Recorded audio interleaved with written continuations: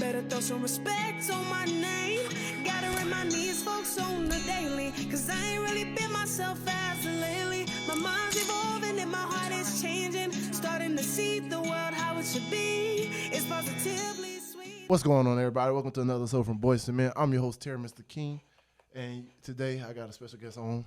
He's known by many names, or one letter for short, but I'm gonna let him introduce himself. What's up? It's your boy Quentin Randolph. He said I'm known by many names. Call me Steez. Produced by Still Searching. Most people just call me Q though. Glad to be here. Yes, sir. Man, I want to thank you again for coming on for this episode from Boys to Men. Man, you had one hell of a career here at UWF and then Navarre and everything. You had a hell of a story. Just go ahead and give them a little bit of background about, you as yourself. All right, so I graduated from Navarre High School in 2015. After my 2015 year playing football at Navarre High School, I had no offers till February came, and I got a preferred walk-on to come to UWF. Took the preferred walk-on to come to UWF. Started playing here in 2016, or 2015 for real, with no football, no schedule. 2015, 2016, we had our first year. And, as history has it, y'all know what happened after that. Exactly. Shoot, I ain't gonna lie. You made us a lot of ways. Y'all won the championship too. Yeah, 2019 we won the Natty National Championship. You Fastest team in history to do that, by the way. Ooh, Yeah. so history in the making over here. Okay, yeah. okay. Because you was a big part of their success that they had that year too. So especially coming from a walk-on to becoming one of the main guys. Yeah. It was a tough journey. Like I said, I came here in 2015. I was a fresh 18-year-old. I had my head on my shoulders.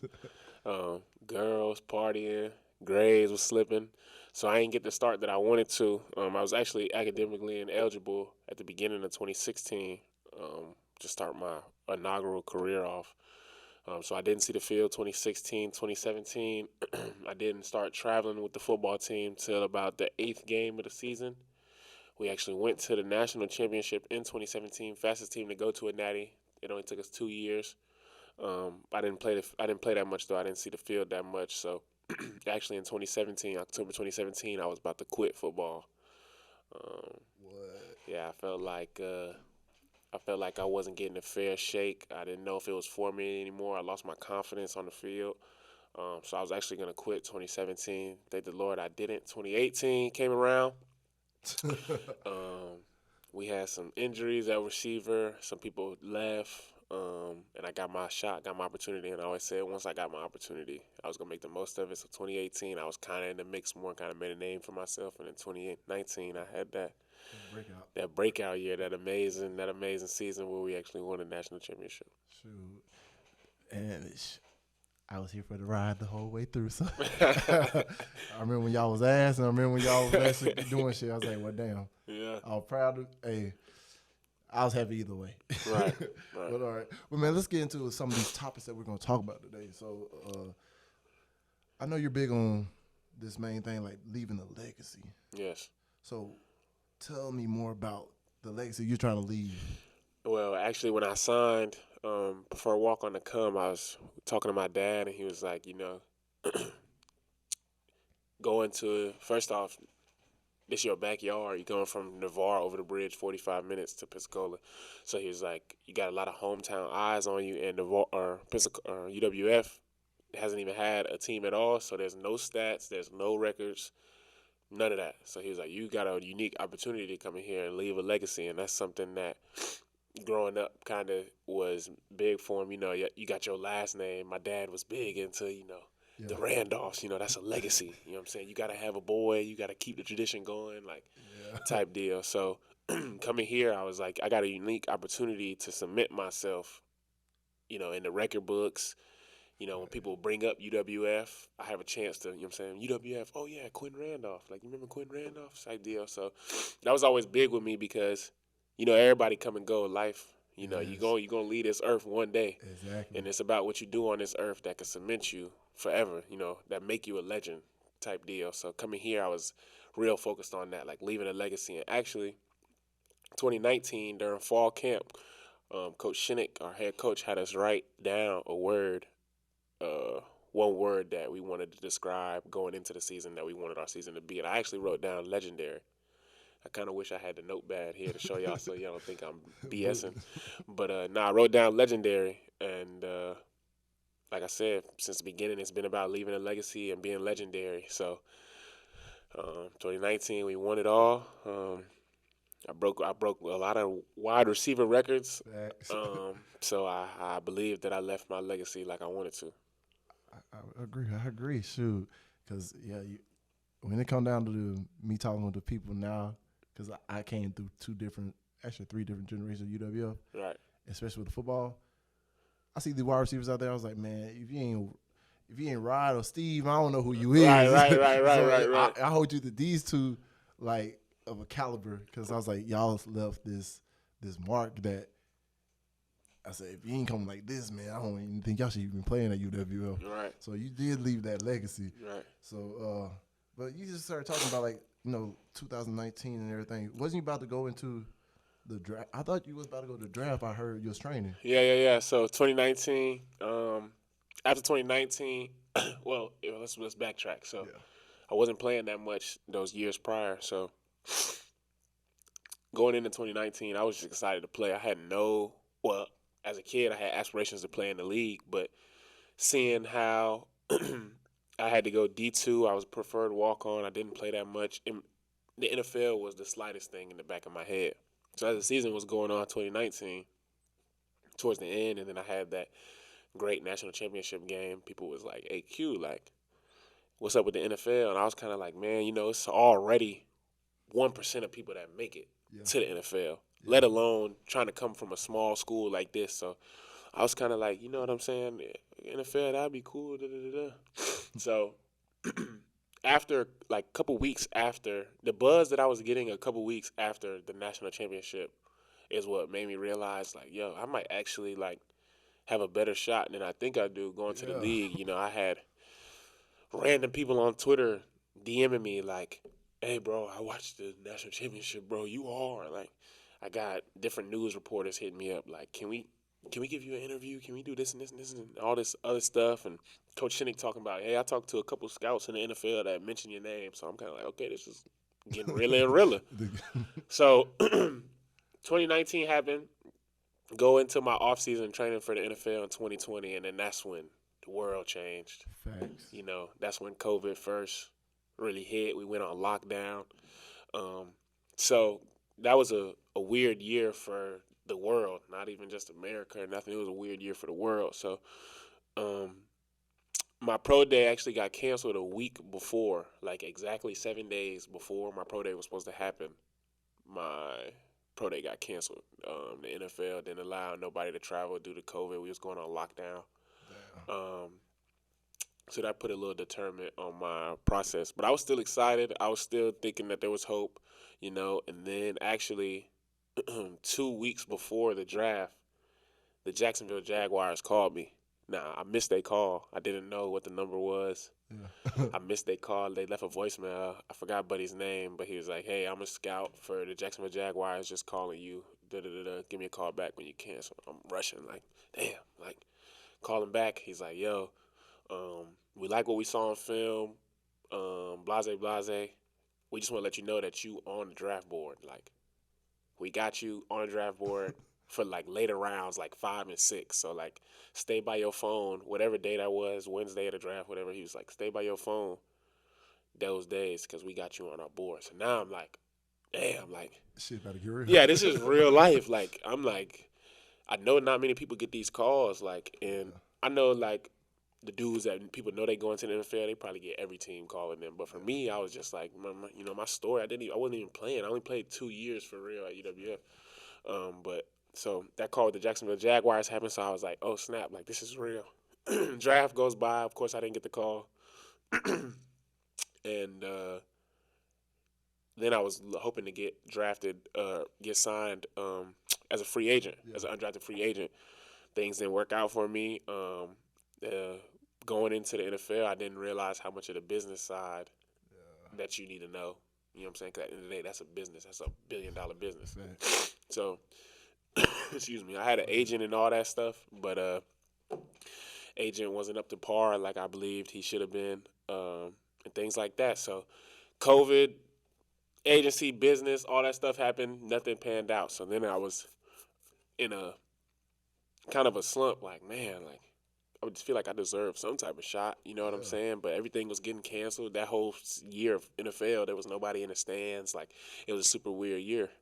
And then I was like, okay, so when things get back to normal, maybe it'll bounce back.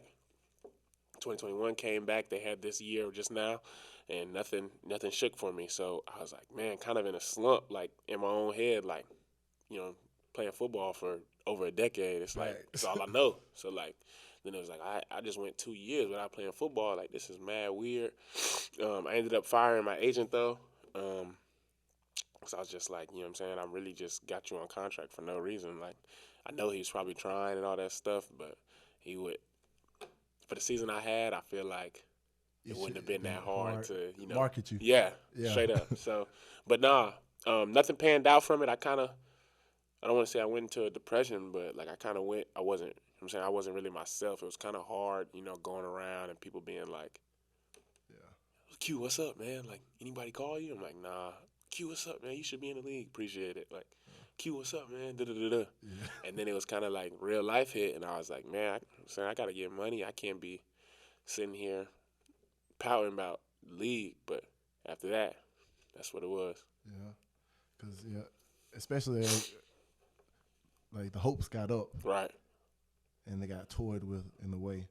And then it's really like, you're like this close to your dream, then you guys kind of re-snatched away from you. Right. But just like saying you became like 1% of the people that actually ever got to that call. Right. There's a lot of people don't even get there. Right. And you never know. Hey, so you still training though? Yeah, I am. Actually, we're gonna talk about that a little later later on in the show. But yeah, I am.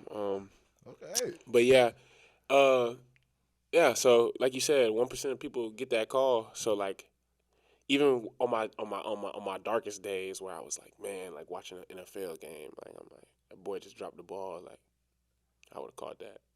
In my head, I'm still like giving myself accomplishments. Like, man, I still had like the Jacksonville Jaguars call my phone. Like, Exactly. you know what I'm saying? And that's a Florida team too. Yeah, so yeah. That'd been a really a super story because think about it, you came from the VAR, Right. You went to basically like you said your backyard, Yep. and now you're going basically to your other backyard of a professional football team. That would have been.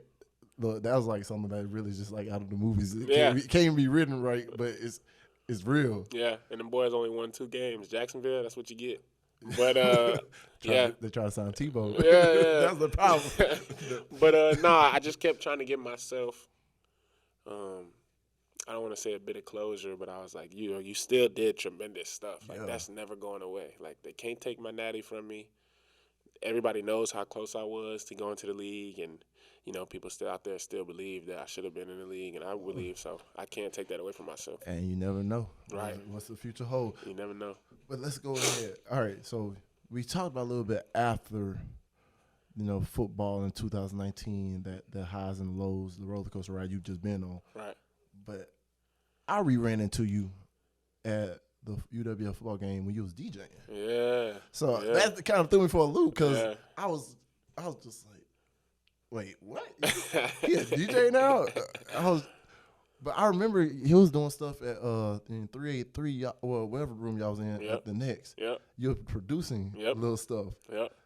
So how did how did all that even come about in the first place? All right. Right. Okay, so now we got to go. We keep jumping in the time machine. We're going back. All right. 2016, I met my homeboy Kevin Grant, KG. Oh yeah, KG. Hey, that's who told me about you was about to go in the draft because I ran into him. I work out at Anytime Fitness on Lime Out, and he was working at Hibbett's. Yeah. I went in there. Yeah. Yeah, I had to go get him some compression shorts because I ended up doing legs. Right. And, got to show him off. Yeah. But shout out to KG, by the way. So he was like my right hand man in 2016 at the time, and that was back when I wasn't playing as much. But one day, you know, we was just chilling in the dorms. Like, man, we need some money. Like, we got to hustle something. So I was like, hey, I be rapping. And he like, what? I was like, yeah, bro, I spit something. He like, spit something. I spit something. He like, okay, I got a little something to you. I'm like, yo, like everybody think, let me get a mic real quick, bro, and we gonna rap and we gonna blow up in 6 days and we gonna be rich forever. So we go by the mic, bro. We actually got the mic sent to the post office in here in the comments. So go get the mic, and then KG's like, yo, I got this this beat making software on my laptop. I got like the crack version of it, the legally downloaded version. I had it on my laptop for years, bro. My homeboy got it. I don't know what it is. So I'm like, what you mean? You make beats? Like, you got something you can make beats on? He like, yeah. I was like, bro, you gonna make the beats. I'm gonna rap. We're gonna blow up.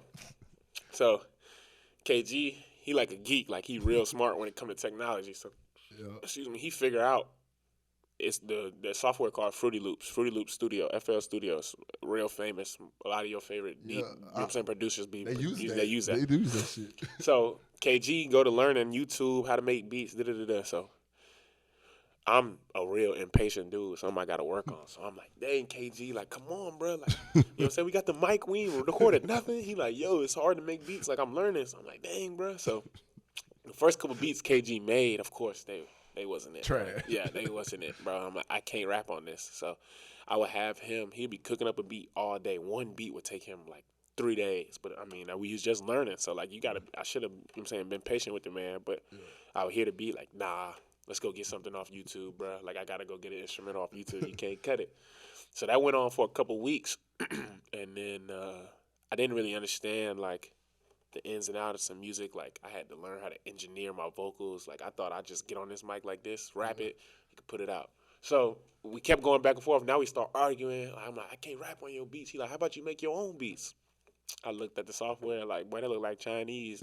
Like, I'm not finna do that. Like, that's what you here for. So he was getting mad, like, I'm not doing this for you. Like, I'm not finna keep making a beat. You telling me it's sorry, make your own beats. So I was kind of like, nah. Then one day I was like, man, give it to me. Like, give me this software, bro. So he got me the software and he showed me how to make beats.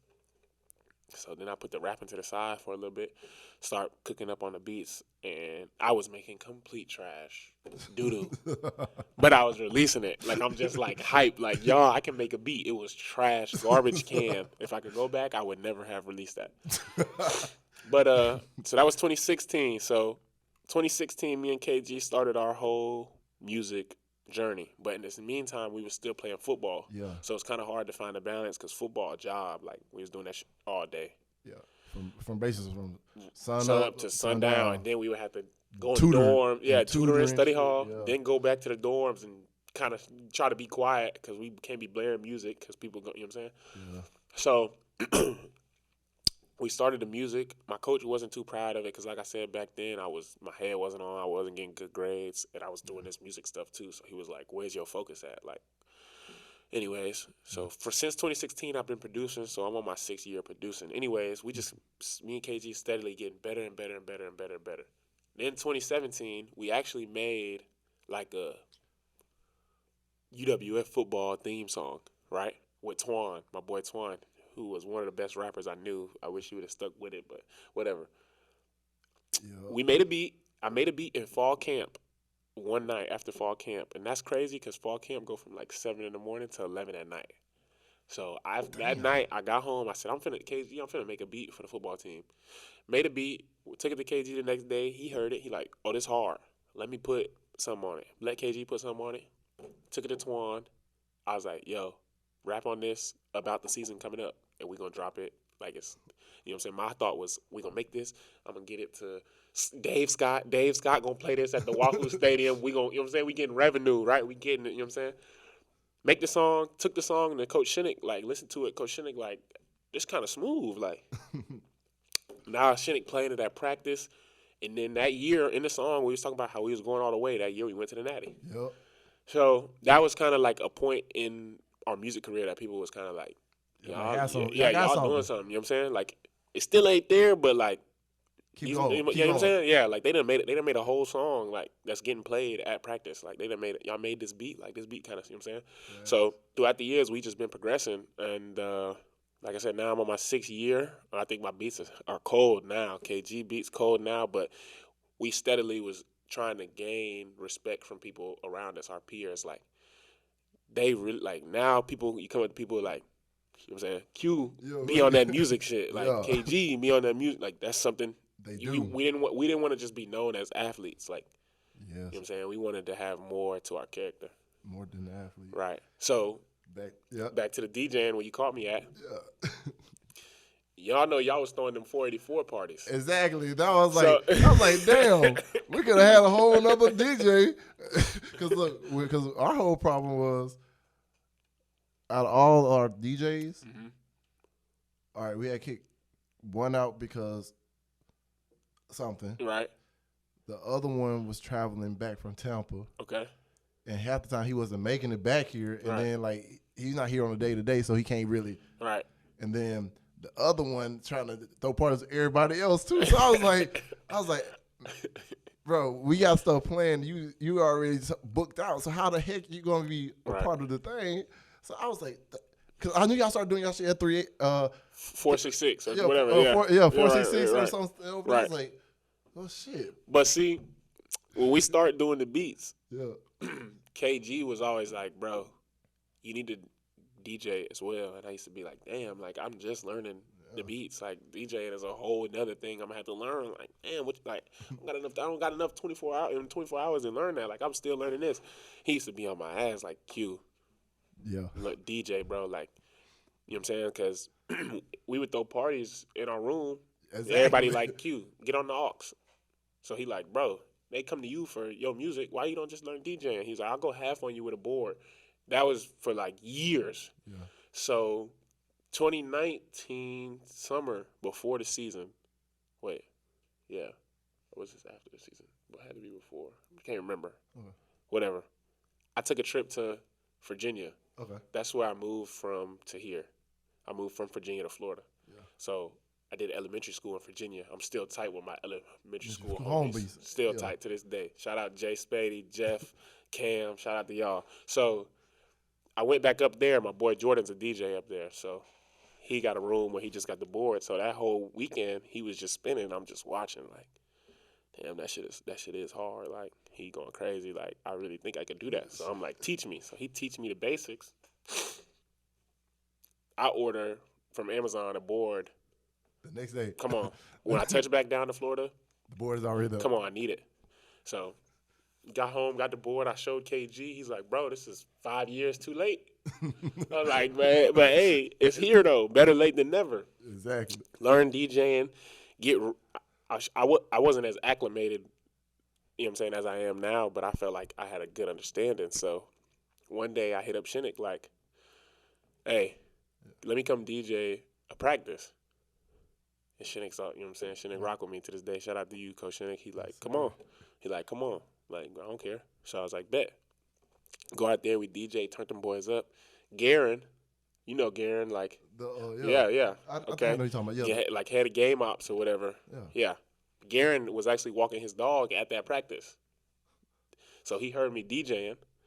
So one day, like a week later, he texted me like, yo, Quentin, this Garen, come holler at me like about DJing possibly at the games at the Wahoo Stadium. So I'm like, dang. And at that time, my boy Ed, Big Ed head honcho, he was working at Seville. Yeah. That's how I got in at Seville. So I was DJing at Seville too. See, I didn't even know about all See, that. yeah. We gonna get this. Hold on, we gonna get to Seville. But I was doing gigs at Seville, and then I did the gig with Shinnick, and then Garen was there. So Garen calls me. He's like, I seen you been at Seville, and then I heard you last night at practice, and it was hard. So come talk to me. Go there. He was like, we've been trying to get a DJ for this year, but they was talking to some dude that DJs for the Harlem Globetrotters when they travel. I know exactly who you're talking about. Okay. Because actually, I know that guy because I grew up with him. Okay. But like it was out. Okay. He had a busy schedule the Right, whole exactly. last year. Okay, But so that's right. opportunity, yeah. Okay, so Garen's telling me like, yeah, we want this dude, but he works for the Globetrotters, so we not his main focus. And his price, because he worked for the Globetrotters, It's up it's up through the roof. You feel me? So he was like, why why won't I was telling like the team, like, why not have you DJ somebody that's already played for UWF? You know these dudes. You know what they want to hear game day. You know what I'm saying? And you're really doing it for the love because you just started. Yeah. But we going to pay you. And then the price they was paying me was way more than I was getting at That's Seville. a big, yes. So I'm like, I'm doing this for less time, and I'm getting paid you know way more. So to me, this was like they put an M on the table. I'm like, oh yeah, like, that's it. You know what I'm saying? Y'all paying me this, and I get to turn my dogs up, and I just started DJing. I haven't even been in this a year. I've already worked at Seville, and now I'm about to DJ at the. You know what I'm saying? So shout out to Garen and UWF for trusting me, but then that's where you caught me. You know, I think this was like my first day on the job. I look over, I was like, hold up. Ain't that cute? I was like, bro, it threw me off for a loop. Cause I was like, I know you make beats. Right. But when the hell he started DJing? Right. Cause I went to flashback I went in the time machine. Let's go back in the time machine. I was like, what the fuck? We could have used him. Right. And then I was like, we gotta keep shit going. Right, exactly. I was already sick, bro. I was like, dang. Once I started DJing, I was like, I could have been, like, this really could have been it. And KG still remind me to this day, like, he just bring it up randomly, like, we could have been making money. Way big. Like, you know what I'm saying? He could have been up type deal. And I was like, yeah. So, but shout out to the Wahoo Stadium and stuff, They really, you know what I'm saying? Took a chance. Yeah, and I really feel like that brought a new energy and some new flavor to Wahoo's new flavor to game days. Like, I was playing stuff in there you would have never heard. Like, I'm dropping Fantasia. You know what I'm saying? I'm dropping Fantasia at halftime. Like, you know what I'm saying? Like, hey, and I was on the camera, but low key I'm up in there like, oh yeah, I'm fucking with Jiggy, it. I'm like, dang, I gotta be stuck on this camera. I can't move, but I said I'm moving, but I can't move. Yeah. But back to Seville. Yes. So I go to Seville. My boy Ed worked there. He like, come meet the head dude. I meet the head dude. Now, Seville was a big learning experience in the business of DJing. And, of course, I didn't know too much about it. Shout out to Ziggy. I hit Ziggy up when I first got my board and asked him, like, pretty much, like, how did he go about landing gigs and stuff. Because I remember one day they put Ziggy in Seville, and that's probably the most lit night Seville ever had. I already know. But then he was like, I don't rock with Seville. Yeah. But I didn't know why. But I kind of knew. And I mean, you probably know, but I ain't Yeah. gonna say it. But yeah, trust me. okay. Hey, right. It's there. It's up there. You know what I'm saying? It's I'm under not the gonna rub no. I ain't gonna rub no. But yeah, I know what they're talking about. Right. So, but anyways, I just wanted to talk about leaving a legacy. Yeah. I was like, damn, I've been going to this club since I was 18. Now I'm about to DJ. I know not that many people can say they DJ at in the Seville. club, right? They You know, took come her on up, now. So I talked to the head dude. He kind of giving me bad vibes off the dribble, trying to tell me what music to play, what he don't want to hear, da-da-da-da. But I was kind of like, when I get in this, I'm going to do whatever I want. So the first day I DJ'd there, he actually went out of town. Oh, so you got... So I blacked out. That's what he fucked up. Yeah, right. So I blacked out, right? So I was telling him, like, and the thing was, they didn't even have me in the main dance floor. They had me in the little beer pong room that niggas walk through to get to. I know exactly what you're talking right. about. Yeah. That probably was litter than the other part. Right. So, okay. So I'm like, yo, I was telling him, like, hey, as humble as I can be, I'm like, yo, I can bring people out here. Like, Fact. If I say I'm DJing, like, they going to pop out. And he was telling me, I want more engagement with the college kids. You know what the college kids want to hear? But then he would tell me, I don't want to hear this. And I'm like, okay, but you just told me you know what I want the college kids, you know what I'm saying? Well, I know what they want to hear. So let me just rock. So he's like, I wanted more engagement. This room hasn't been getting engagement. So I'm like, yo, if I come in here and tell people I'm coming in here, they going to flock. Yeah. Just letting you know, like, they going to come. If you tell them I'm in that room, it's really going to be up. He's like, well, we'll work up to that. So I'm like, whatever. So the first night he wasn't there, we turned it up. Excuse me. Not a lot of people came that night because it was, beer pong room, whatever. It's my first time. But then words start getting around. So they like, hey, Q really snapped. Like, he playing them hits. Shit. You go to Seville, you gonna listen. Yeah, you go to Seville, you gonna hear, yeah. Like we in 2003. Party in USA. Okay, you feel me? So I'm in there dropping hits that, you know what I'm saying, something that came out last week. You know what I'm saying? You know what I'm saying? So I was trying to show Seville, like, what you could be, your possibility. Yes. Because, us. Yes. We like. The going out. You know what I'm saying? And it's like, we want to go, but we can't because we don't want to hear this. Exactly. We don't want to hear the trash. And then they always cut the shit off too soon. Okay, something crazy. How to do it? They always find a way to ruin it. Yes. So I'm gonna do the first night. He hears from somebody that I'm playing the music that he didn't want to hear. So he texts me before he comes back like, "Hey, heard you did well last night, but I said I didn't want it." So I'm like, "Okay, I'm on the line, but I'm still gonna run my race because when I left that night, the bartenders were like, we're gonna email him and tell him to bring you more because I'm putting money in their pocket like crazy." Exactly. The more people over there, okay, I'm bringing more business. That means more people drinking. Stop playing. Exactly. So I only had a 6 or 7 week stint at Seville. Extremely underpaid. Extremely underpaid. I worked from 9 to 2 in the morning and made like $150. Whoa. DJs, do not ever. That's not even $50 an hour. I'm about to say, what, 50? That's not even $50 an hour. And and how much money? I know how much money Seville make, especially on a Thursday night. Because I have been a benefactor of making them some money. Yeah. But they think they janky. Yeah. But this is me like I'm bright-eyed, bushy-tailed. I just started DJing. So I'm new to the game. I'm just, you know what I'm saying? Whatever the price he threw out there, I was going to say yes because I want to DJ. Yeah. For the love of it. And like I said, legacy, I want to do something in my city I ain't never done. Exactly. So for him to pay me that, not even $50 an hour, and then complain that he was paying me too much. Anyways, so I did a 6-week stint. I got clips and videos of that beer pong room being so filled that you can't walk through. And you can't play beer pong. Right, exactly. And he's like, I don't want this to be another club. I don't have security. I'm like, nobody's in here fighting. Everybody's leaving that stage. They're coming over here. In here because the hits are over here. I'm getting requests.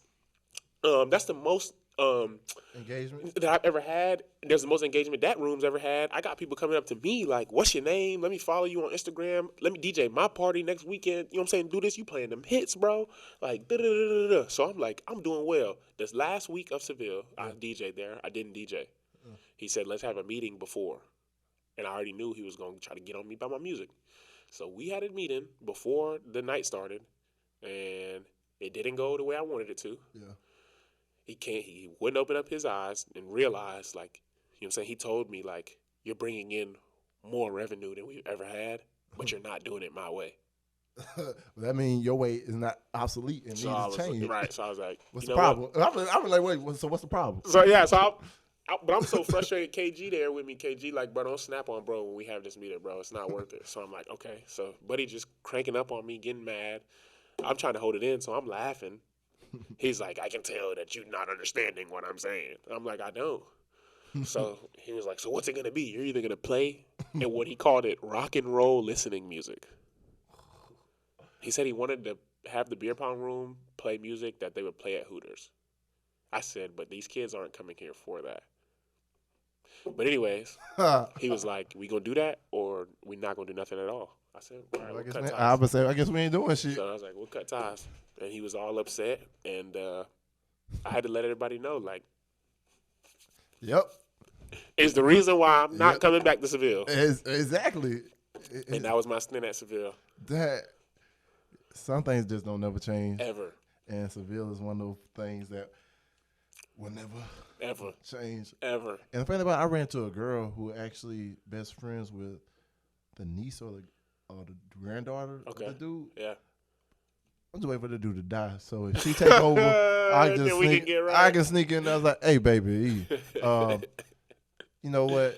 We can get married, but we don't got to get married. We can just make this a business marriage, and we can keep it going. And keep it I can get this shit right. Right. But that's why Wild Greg's becoming straight up better and better. Better and better. But even though Wild Greg's did have that little, they had a little problem too. Okay, but they got it. They got it right. Yeah, they got new management. They do get it jumping. And think about it. The dude that said that his wife is black. I was like, damn, you fucking up. You crazy fool. I was like, oh, you fucking up all the way. And yeah, Buddy at Seville, I think he's kind of that runs Seville. I want to say he's pretty deep in the Pensacola's nightlife. Because I actually got through Seville one night. Plays DJ couldn't show up, and they called me.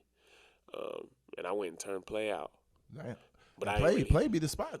play was live, bro, and I was like, I would love to come back. Like, y'all seen what I did tonight? Like, I would love to come back here, but they was on some. We already got. It's a house DJ. And I'm like, whatever, bro. And that's how they be sometimes. But they understand the house DJ only be there for like so long. Right. But also, if you got something new that's better, that's the thing about it. Most people are scared to take the chance on something new. Right. Because it's not their way of doing it. Right. Even though it may be a better way of doing it. But, we're creatures of habits. Right. So it is what it is. I appreciate the lessons that I learned from all of this. That's all I can take from that is lessons. Exactly. That's what I think that was everything is in life. It's just a lesson. Because you're either learning or you're losing. That's straight up. And either way, a loss is learned as how you well, look at it. yeah, depending on how you take it, boy. Exactly. Kobe said he didn't take losses, he took lessons. Exactly. Because, hey, every dollar spent was well worth it. Yeah. And then every lesson learned was well worth it. No matter how hard it burnt or how much glory came, but it was well worth it. Facts. So you done did DJing, you done been right there at the door of the NFL, had a breakout season, almost quit. So what's the future hold? I'm just saying, because look, you got a lot of opportunities, a lot of doors, and like you're still in the process of growing. Right. So what is next? All right. See, I'm gonna start with the music. Okay, and then I'm gonna get to the football. Okay, let's go. All right, so right now, in the future, me and KG have put together our own producer label called Brunch Boys ENT. Okay. So we got a whole collective of different producers that we know to form one whole team. So 6 of us. Damn. Hey. Right. Hey, no, low key. Yeah. That's the same thing we did with 44. Yeah. Because people don't know. You remember Gip and Romance was a part of like Vice City. Yeah. Jeremy, Harry, Marcus, they had a thing called TLC. Mm-hmm. I was actually part of Juice Squad. Word. So I had moved into the next, and we all in room 484. Yeah. And I was just like, bro, we threw a pool party together. I remember the beginning of the year, that was 2016, it was the pool party. Yep. We did back-to-back weekends. Yep. And I was looking at this shit like, damn, this shit packed both weekends. I was like, damn, look at this potential. Right. And I said, fuck it. We could probably make more money together than we can do separate. So why not just come together and the original 6? That's right. Yeah, and everything is way more easy with a team. I don't care. You know what I'm saying? Facts. Everything's easier with a team. Yes. Everything. So we got producers from all over. I got a homeboy Danny V from California. Damn. I got my homeboy Malcolm, who actually grew up with me in Navarre. He live in Tallahassee now, but he from Spain. Okay. My homeboy Still Bishop, he from Pensacola, Milton. KG, me, and then KG's cousin Z Stupid Juice. He from Melbourne, Florida, so down there in the Orlando area. Okay. So we put a group together just to help each other build through their production career, through their music career. Everybody can add a different flavor. Right. You could tell me something like, add this to this beat. You could, you know what I'm saying? Danny V is like, y'all need to go about y'all videos this way. Everybody got, you know what I'm saying, criticisms, and you seeing this man have more success than you going to be like, you know what I'm saying, what is he doing that I need to, you know what I'm saying? Step my game up. So that's one thing for the future we got going right now. We kind of just started releasing stuff together as a collective. We just dropped our first vlog on YouTube. Oh yeah, I seen that. I seen the vlog. So we on the process right now. You heard it here first. So we got the Brunch Boys going on. I still have my individual act through music. My producer name is Still Searching. I go by Produced by Still Searching. I still got things on the way. I just dropped a tape with my boy Danny V, Still Searching for Danny V. We got another tape. He got another tape coming out, Lost and Found, March 22nd. I got a track on there. But yeah, still in the music biz. Yeah. I still DJ too. Ain't had a gig in a minute, but if you need me, I still do that. Yes. And yeah, other than that, the Brunch Boys Collective, me DJing and Still Searching, producing, that's what I've been on, just trying to elevate that and continue to make a name for myself, continue to grow with that. That's it for the music. Okay. But yes, sir. Let's get into the football. You said football now, hey, because A lot of them, they kind of go hand in hand. Right. Late December, I got a phone call from my my receiver coach from 2019. Okay. He not here no more. Coach Rob. He calls me. He's like, "Yo, I just got a call from one of my good friends that I used to play arena football with back in the day. He coaches arena football now. Okay. Arena football this year didn't have a season because of COVID. Yeah. They come back 2023. So there's another league called the IFL, the Indoor Football League.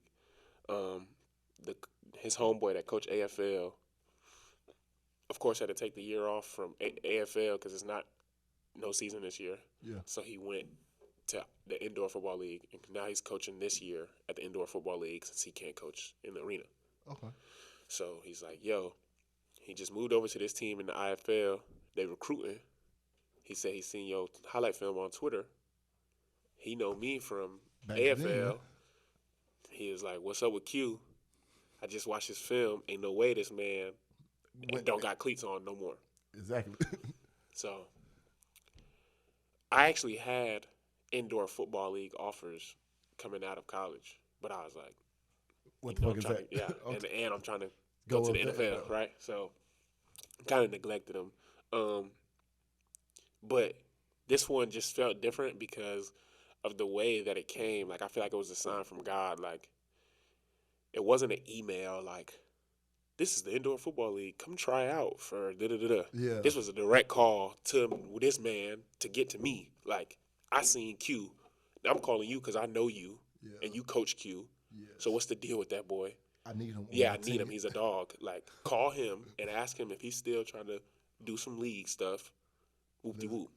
So I'm like, dang, this just fell on me in December 10 a.m. one December morning. Like, I'm like, hello, Coach Rob calling me. Like, I ain't talked to you in a minute.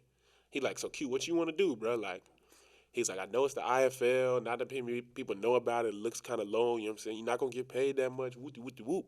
But he like, this could be catalyst. You know what I'm saying? Yeah, propel you back into the light of, you know what I'm saying? I can remember, y'all, I played ball. Like, I'm that dude. So I was like, all right, give me Buddy's phone number. I'm going to chop it up with him. So I called dude. We on the phone. He like, bro, somehow I came across your highlight film on Twitter. And then, you know what I'm saying? He was gassing me like, you do this well. Like, what happened? And I told him pretty much what I told you. Like, COVID came, yada, yada, yada. He's like, dang, bro, like, I know a lot of people in your situation. He's like, but I'm letting you know right now, like, I'm trying to give you an opportunity to get back in front of the camera and get some film. To show him who You know what I'm saying? saying? He was like, I'm not trying to have you in the IFL for 4 seasons. Like, he was like, I'm trying to give you an opportunity to get something on film so that you could take that film and market yourself. And maybe you go to the Arena Football League next. Then you go to the XFL. Then you make that jump to the NFL. I see the XFL coming back. Right. And it's coming, so the boys come back hard. Right. So he's like, I'm trying to give you an opportunity. He was like, your 2019 film is unbelievable. But he was like, that was 3 years ago. Yeah. So if you try to market yourself for the XFL when they come back and you're showing them film for 3 years ago, even though it's hard, they're going to be like, this was 3 years ago. What you do? What can what you are do you doing now? What can you do now? Right. So I was like, bro, dude got a point. Then he was like, so I'm trying to give you an opportunity. Come play for us. We're going to go March to August. Come play for us. Snap. You're going to get film. Use that film to market yourself. Propel yourself. Now you got something you can ship to the XFL when they come back. Like, Quentin Randolph, pick me up. This is what I do. Here's my 2019 film, and I just did this last year. Like, you know what I'm saying? Do this. So while he's telling me that, I'm like, man, this is like a sign. So then he tell me he just signed a quarterback named J. Rue Campbell. Now, I know that name. Okay. I can't remember where I know the name from, but I know that name. J. Rue won the 2018 D2 Heisman at Ferris State. Wasn't that the team y'all played again? In 2019, yeah. and it's the game before the Natty. Yeah. Okay, so 2019, J. Rue was supposed to come back. He got in trouble with the team or something, so he got kicked off on 2019. He won the Natty 2018 when Ferris State lost to Valdosta in the Natty. Yeah. He won the D2 Heisman 2018. 2019 comes, he gets kicked off the team. I don't know what happened. He got kicked off. We was scared of that boy. Like, when we had Ferris on our schedule, we was like, bro, we got to play J. Rue Campbell. Like, that boy is that, goated. That name. You know what I'm saying? Like Tom Brady. Right. We We got to say play Tom him. Brady on But, your shit. right. But then we found out he was gone. So then we was lit. Like, we dodged a bullet. But when Buddy on the phone was talking to me, he was like, we just signed J. Rue as a quarterback to this same team. I'm like, J. Rue Campbell? He like, yeah, you know him? I'm like, Fair State? Heisman winner? He's like, yeah. I'm like, send me the paper. Yes. Like, send me the contract right now. Like, That's God. you know what I'm saying? I got a dog on my team, too. Send me the contract. So, all that to say, I'm going, what's today? February 20th. Yeah, It's the February 20th. 20th. This is my last week in Pensacola. Damn. March 1st, I will be leaving to go to Arizona, Prescott Valley, Arizona, to start my new career with And your the journey North, back to with the North Arizona Wranglers. Back on that field, back on that gridiron, March 1st. Yes, sir. Hey, look, and I put this on your podcast, and not a lot of people know that. Like, I haven't really told anybody because I've been trying to be on some, you know what I'm saying? Yeah. I'm finna dip off and get right, and then y'all gonna, you know what I'm saying? Y'all gonna see me like, boom, like, yeah, where Q at? Yeah, and then it's like, damn, you playing football, you know what I'm saying? But I felt, you know what I'm saying? Show my boy some love on the podcast. Like, I got you heard it here first. exclusive. Exclusive. Oh. Like, not too many people know that at all. Like, not even, you know what I'm saying? Not people close to me. Hey, look, God moving that whole situation. I And know. look, this, hey, I just want to say this, and I got to ask you this. Okay. So once you, because look, I don't believe God done moving, and I Right. believe everything happened for a reason. Right. And this journey is not going to be, ain't gonna be easy, but I believe this is a journey that is had to happen for Yeah. you to get to like the level, and you understand the business side before you even step into the thing. All right. So when you make it to the NFL, right? Okay, cool. Okay. When you make it to the NFL, I just need you to come back All right. on the On the podcast and run it back. and we got to run it back. Okay, for sure. But also, Okay. because I'm started doing more of my writing and my acting stuff. Mm-hmm. So can I need to know that I get the rights to write your fucking story.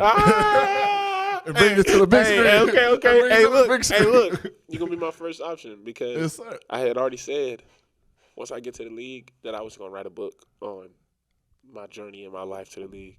Yeah. So, Let's you know go. what I'm saying? We can go ahead and definitely make that happen. Yes, sir. We Hey. can crank that up for sure. Hey. I ain't gonna get Will Smith to play you. I can't do that. I ain't gonna do you like that. But I make sure I get somebody at 5. From little Steve, Yeah. college Steve, Yeah. to Okay. NFL Steve. Okay, yeah. We're going to get it right. Yeah. We're going to get it right for sure. I'm gonna get the height rights and everything. There ain't gonna be no. Hey. All right. We got to make sure it's 100% though. Oh yeah, trust me. Okay. Hey, I'll make sure like Chance said. When this was on Sunday, not Sunday Candy. When song come down, I make sure it prove through my wife. Make sure she get it right because likeness. Hey, I'll make sure. Hey, everything is exactly how it happened. Right. I ain't gonna. Hey, we ain't cutting no corners. Word. I'm with that. Man, bro, I ain't gonna. You just gave me goosebumps. Hey, I get goosebumps talking about it too, bro. And I'm like, dang, it's right. It's right around the corner. Yeah, I'm Man. lit though. Bro, I'm excited for you. I'm excited for not just man, bro. Let's just say like when you have faith of a mustard seed. Yeah. Cause like funny thing about it, my uncle told me this. Cause most people don't know this too. Okay. Cause you know I got in that situation. And Yeah. everything. Before I got in that situation, I had got casted on Are You the One, the MTV series. Yeah. Yeah. Damn. And it kind of, all that went away. Right. And then came back, trying to find my way back through acting and everything too. And my uncle was like, bro, sometimes God put a roadblock and an obstacle in your way because you wasn't ready for the blessing. And if you would have got there to that blessing right then and there, you might have done something you should have yeah, done. you would have destroyed the opportunity. Yeah. And you'd been right back where you was at. Right. And you would have destroyed yourself. I was Right. like, and when he said it like that, I was like, damn, that means my story ain't over yet. Right.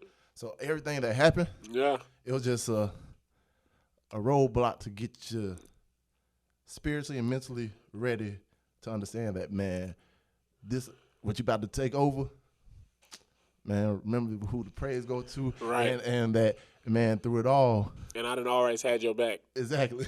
Right. Exactly. That's a fact. And that's why I'm like, man, hey, ooh. And roadblocks might have you hold up for a minute. Exactly. You know what I'm saying? The traffic might be deep for a minute. Exactly. But it's going clear.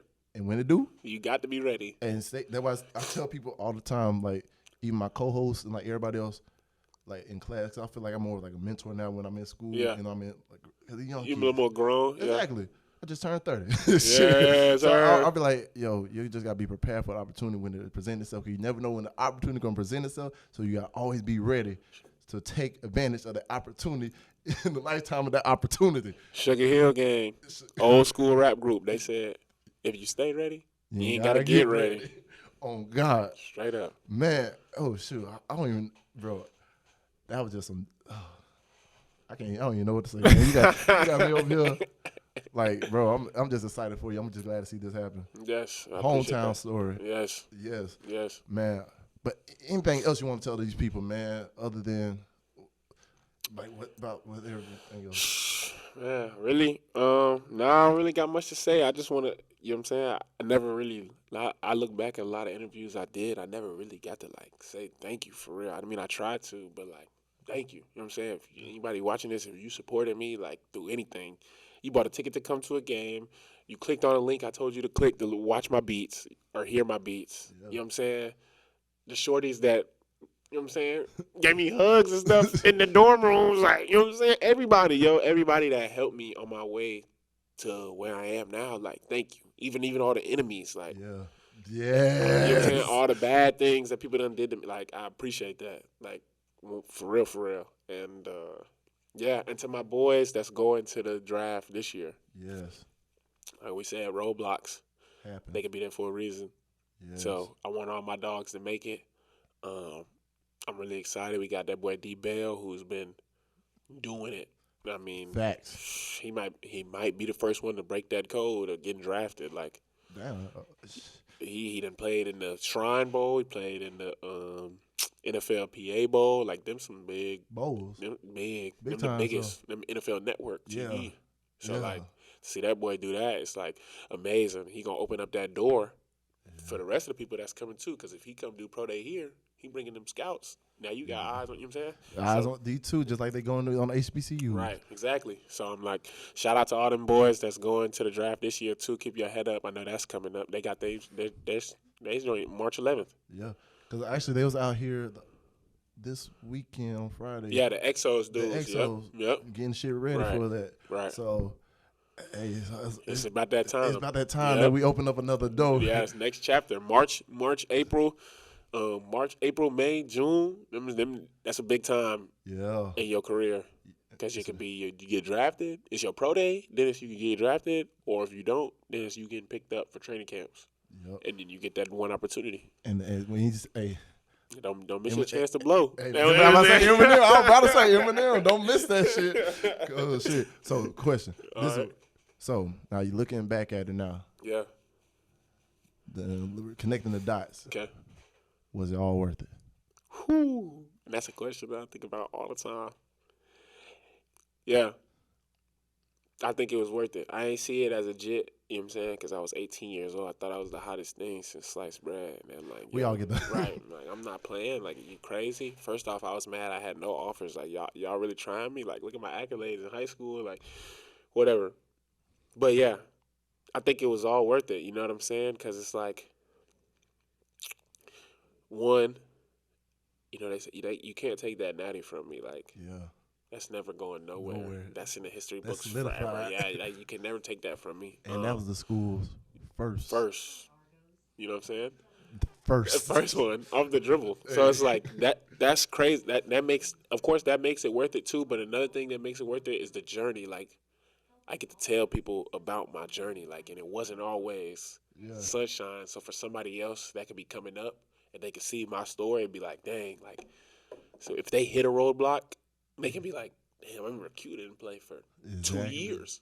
And look where he, you know what I'm saying? Look where he made it. So they can hold their head down and not just give up on sight like I was about to.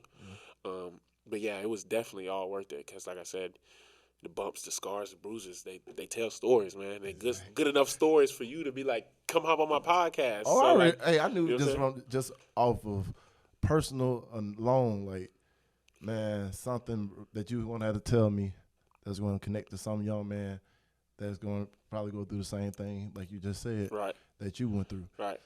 So, what is the one message you would tell Q right now, from Q to 18-year-old before he Before he just got the no offers. Okay. What's the one message you'll tell 18-year-old Q? I'm telling my partner, man. I'm telling him to open up his eyes more and enjoy the journey more. I'm telling him to stop chasing.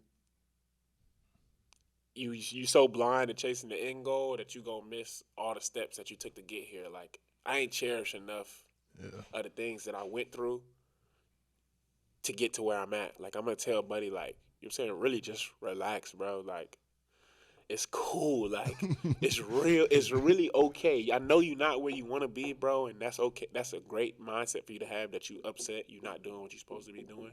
But it, like you said, it's not the end of the world. It's a roadblock, bro. It's gonna clear up.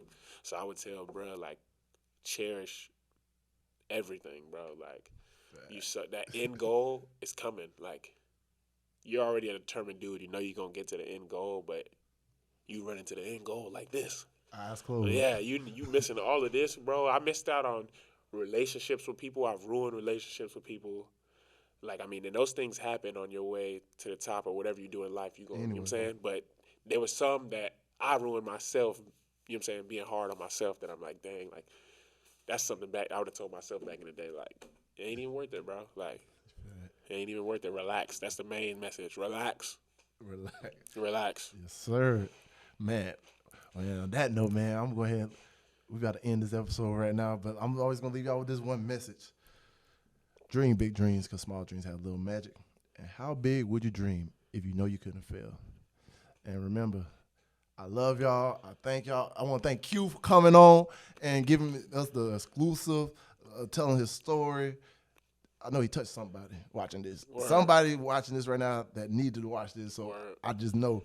And I just want to say thank y'all for watching and supporting. And be on the lookout when Q hit the league. Yes, sir. hey, you heard it here first. He's going. I guarantee. Hey, I feel it. Yes, sir. I feel it. Man, peace, love, and your happiness always. Better throw some respect on my name. Gotta remind these folks on the daily, cause I ain't really been myself as of lately. My mind's evolving and my heart is changing. Starting to see the world how it should be. It's positively sweet, like a half-full glass of tea. And I know every day my grandmama prayed for me. Hey, and I know exactly what she probably say about me. Give that girl some love.